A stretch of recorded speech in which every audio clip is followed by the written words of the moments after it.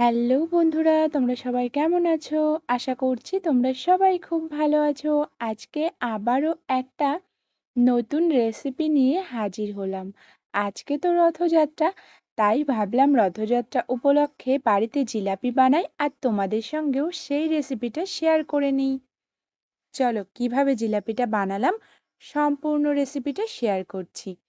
প্রথমে আমি মিশ্রি জিলাপি শিরার জন্য জাল করে নিলাম। এই দেখো এদিকে মিষ্টিটা শিরার জন্য তৈরি হচ্ছে জিলাপির, আর ওদিকে বিউলির ডাল ৫-৬ ঘন্টা ভিজিয়ে রেখেছিলাম। মিক্সিং বোলের মধ্যে দিয়ে ভালো করে একটা ব্যাটার তৈরি করে নিলাম, আর দিয়েছি খাবার সোডা, মিলিয়ে নিয়েছি একটা চামচের সাহায্যে। তোমরা চাইলে কিন্তু আবারও একটুখানি মিক্সিং বোলের মধ্যে দিয়ে খাবার সোডাটাকে দিয়েও আরেকবার ঘুরিয়ে নিতে পারো। এবার একটা ঘিয়ের কৌটোর মুখ আমি ছিদ্র করে নিয়েছি, আর এই দেখো শিরাটা রেডি হয়ে গেল।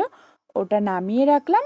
এবার বোতলের মধ্যে ভরে এবার প্যানের মধ্যে আমি কিন্তু জিলাপির শেপগুলো দিচ্ছি।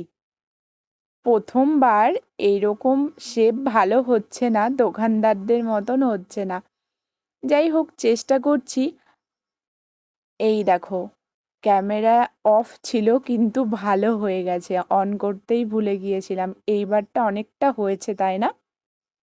যাই হোক আস্তে আস্তে হবে। তবে জিলাপির প্যাচ না আসলেও স্বাদের কিন্তু কোনো তফাৎ হবে না। এই দেখো এই জিলাপিগুলোও কিন্তু ভাজা হয়ে গেল। এবার এগুলো রসে দিয়ে দেব।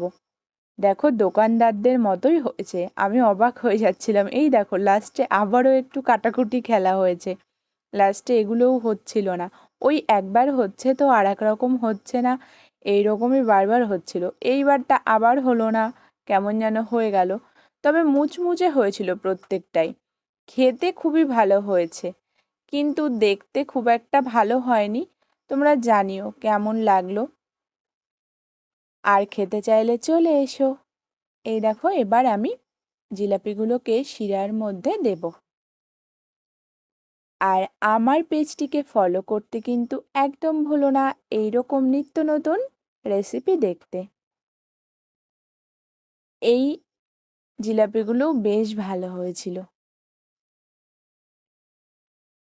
চলো এগুলো ভেজে এবার আমি শিরার মধ্যে দিয়ে দিই। এই দেখো শিরাটাও বেশ গাঢ় হয়ে গেছে, এই শিরাটার মধ্যেই দিয়ে দেব। শিরার মধ্যে দিয়ে তুলে নিলেই কিন্তু হয়ে যাবে একদম দোকানের থেকেও সুস্বাদু জিলাপি। দোকানে তো ময়দা দিয়ে বানাই, ময়দাটা তো আমাদের স্বাস্থ্যের জন্য ভালো নয়, তাই আমি বিউলির ডাল দিয়ে বানালাম। খুব সুন্দর মুচমুচে হয়েছে কিন্তু, আর খেতেও তো খুবই টেস্টি হয়েছে। তোমরা বাড়িতে বানিয়ে কিন্তু আমাকে কমেন্টে জানিও রথের দিন। আজকে এই পর্যন্ত, দেখা হচ্ছে অন্য কোনো রেসিপিতে। Thanks for watching, tata bye.